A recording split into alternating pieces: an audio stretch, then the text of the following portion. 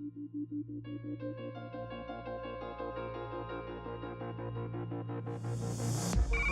I took a zero in Pagosa, and I enjoyed myself there. It was a nice town.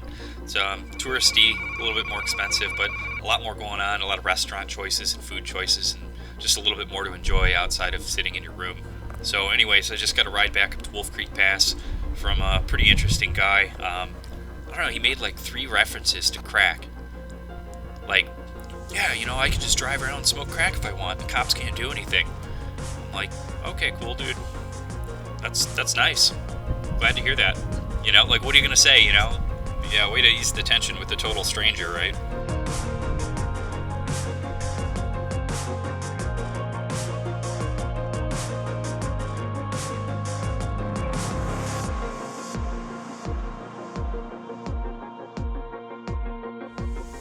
So between Chama and Pagosa, I was in the South San Juans. Now I'm in the San Juans proper, and it's the Weminuche Wilderness, largest in Colorado.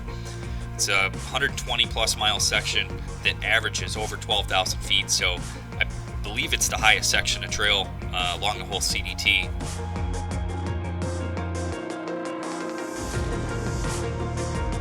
Before I left Pagosa, I checked in with the ranger station, asked about the fire they had burning out in Durango, and as of right now, the CDT is still open.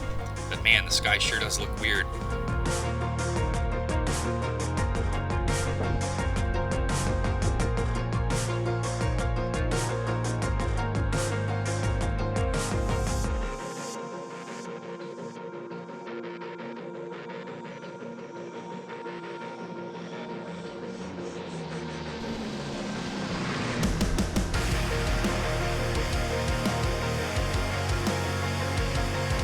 This is some of my favorite kind of hiking right here. You know, just walking high up on these ridges, beautiful views in all directions, good weather, and I love walking at this time of night, you know, with the sun low in the sky, beautiful lighting, great sunset.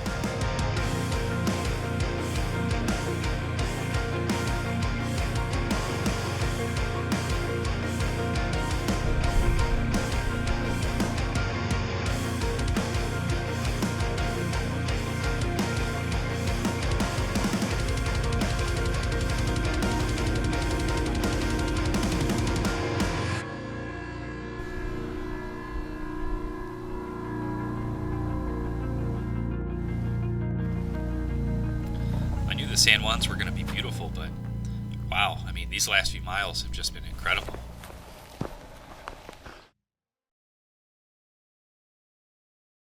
That's the 416 fire that's burning in Durango right now. It's a odd combination of beautiful and ominous.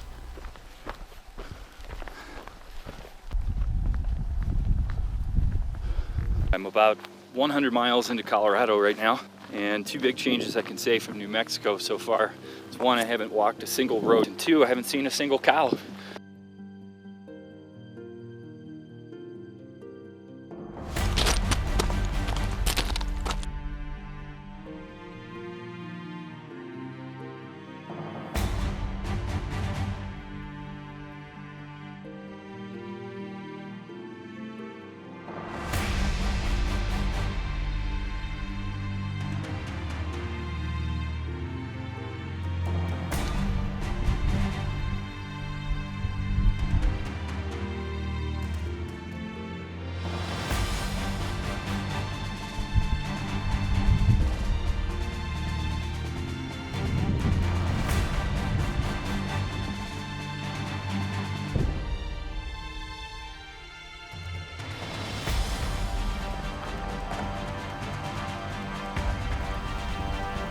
Today's day 51, and even at this point, I still find myself in awe of just being out here. I've been dreaming about hiking the CDT for 6 years now, and that's a long time to have all that anticipation just building up inside. And I made this journey out to be a larger-than-life experience, and it really is, you know, and I try and make it a point to remind myself of that every day, especially when things aren't as scenic or interesting, and maybe a little bit more boring. And it helps get me through some of the little bit harder times. Fortunately, I haven't had to remind myself lately. Nature has done that for me.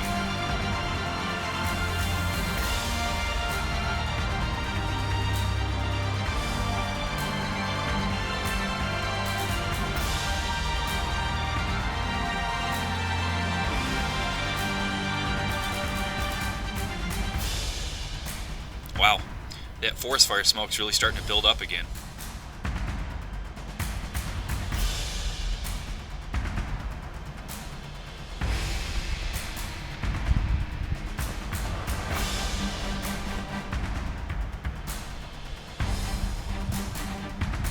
So now I'm approaching an area called the Knife Edge, which is supposed to be one of the more sketchy sections in the San Juans, from what I hear.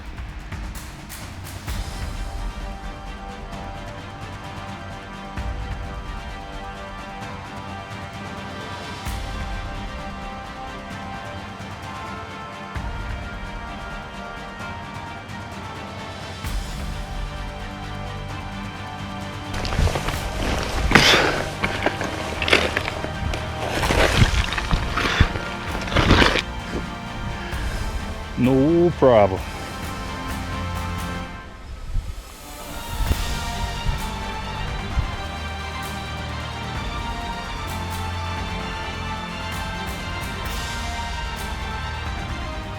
I could see that one being a whole lot scarier in a high snow year. You know, that whole slope covered with snow like that.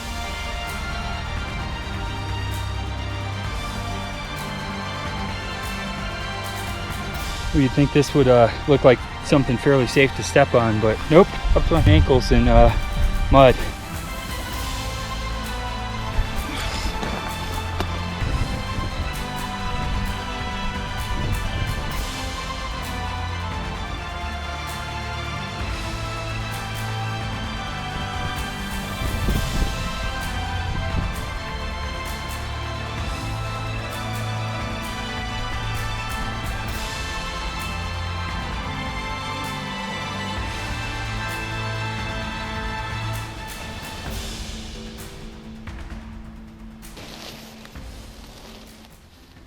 Yesterday, there was so much smoke from the forest fire, you couldn't see any of this. It was just all haze.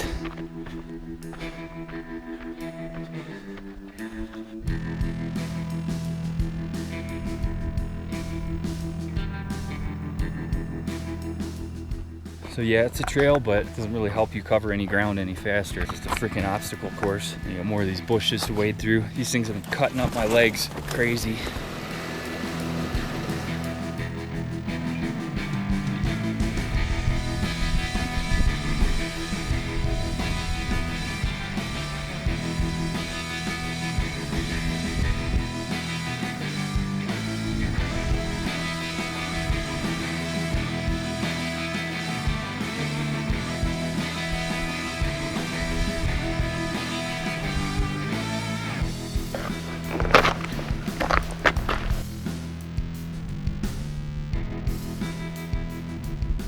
There's an insane amount of mosquitoes here. Holy crap. Talk about a gauntlet of mosquitoes. That was insane.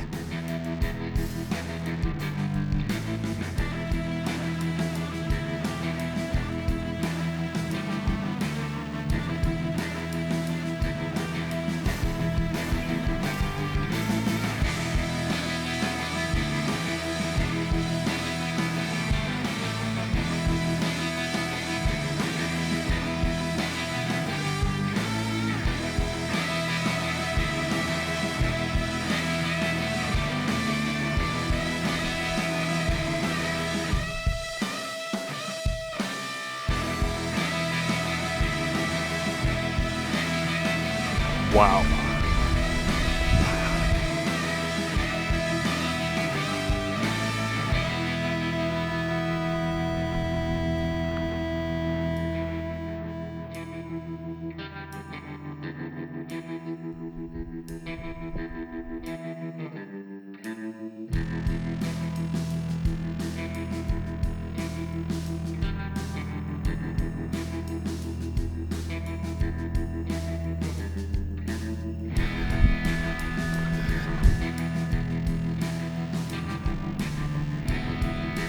Wow, that's the power of an avalanche right there.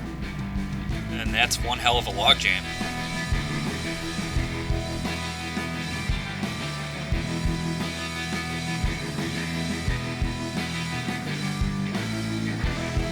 This is the Los Pinos River, and it's the only time the trail dips below 11,000 feet for for this whole stretch.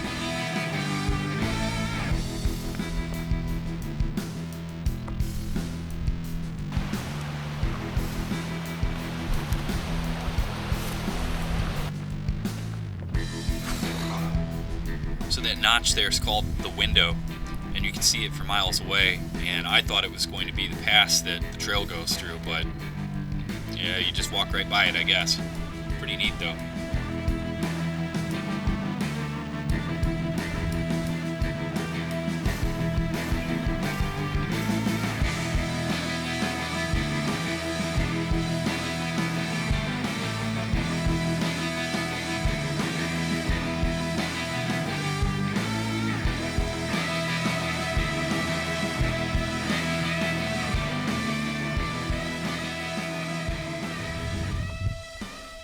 Well, a cowboy camped up in this saddle last night, 12,100 feet, and so far in Colorado it seems the winds die down just about every night at sunset, which makes camping up high pretty appealing. That way you avoid all the condensation you get when you camp down low, and perhaps best of all, the sun's generally on you a lot sooner than it would be if you were camping down low in a valley somewhere. And I don't know about you, but I'm a lot more likely to get up and start moving if I'm not freezing my ass off.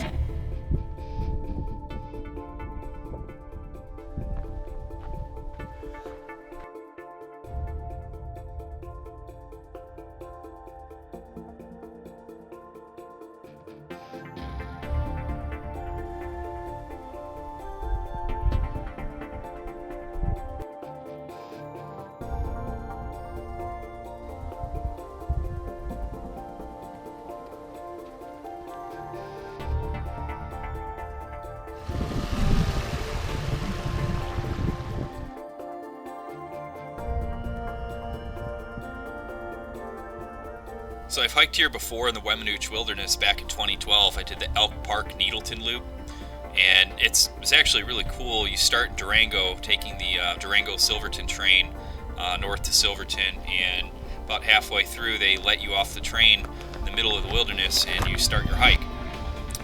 So it's really cool to be back in this area and see, you know, different parts of the range and everything. But I'm kind of getting close to the area I hiked in before, and I believe that's the Grenadier Range over there. This area was always really intriguing to me, and I'd love to come back here and just spend more time doing a little bit more dedicated high route someday.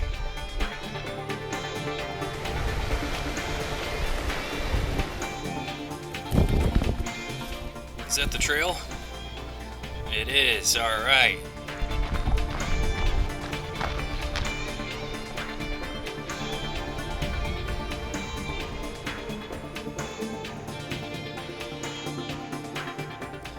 Now I'm going up Hunchback Pass, and this is the third of 4 1,000 foot climbs today.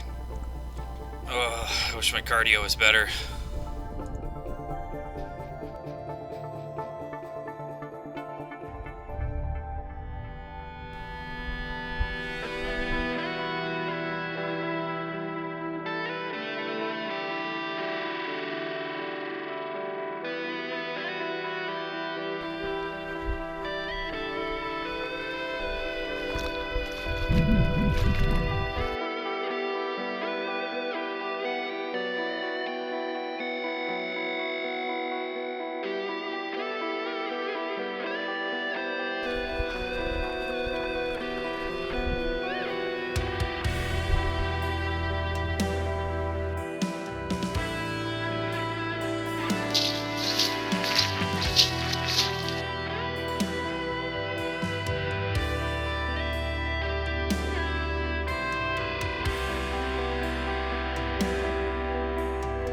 CDT plus mountain this way, CDT plus mountain this way.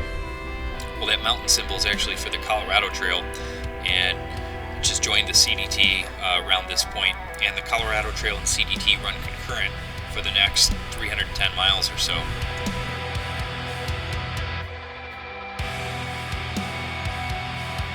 Well, another night and another amazing sunset. I guess I can thank the forest fire smoke for that. And no matter how thick the smoke was the night before, every morning here in the San Juans when I wake up, it's just beautiful blue skies until about noon. And then the smoke starts rolling in, and it's pretty thick by late afternoon, early evening.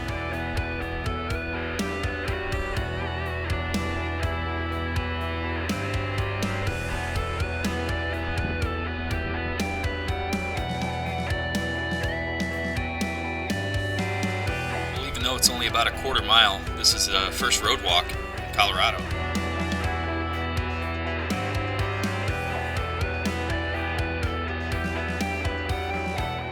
And this here's the headwaters of the Rio Grande River. It originates about 100 yards upstream.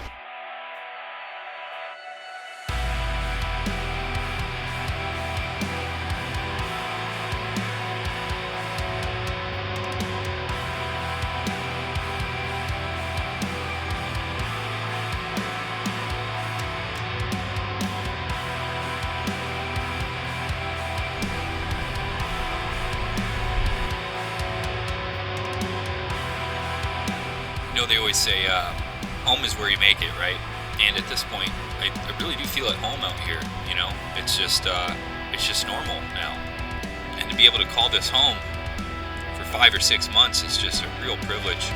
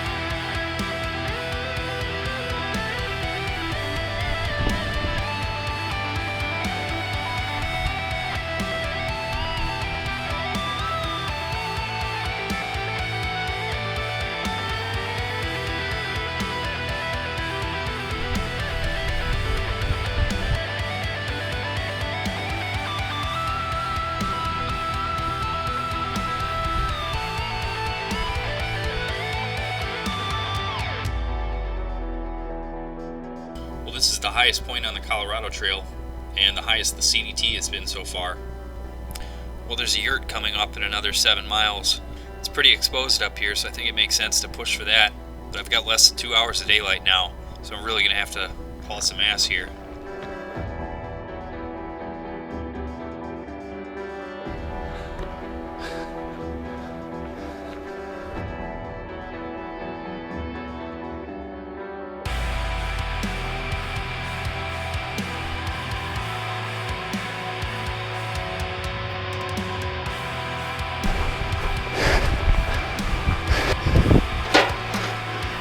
How's it going? Famous. Oh yeah. Oh, didn't recognize you. Thought that had. I just stayed in this yurt last night, which was awesome.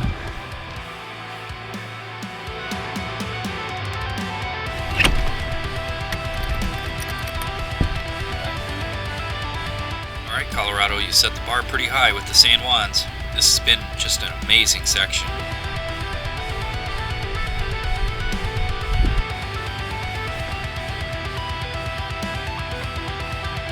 So I did learn that last night that the San Juans were actually closed due to the fire, the 416 fire in Durango. And I think they closed it a day or two after I left, so I got really lucky in the sense that I was able to actually complete this section. All right, finally made it to Spring Creek Pass. Time to get a hitch into Lake City and get some much needed R&R.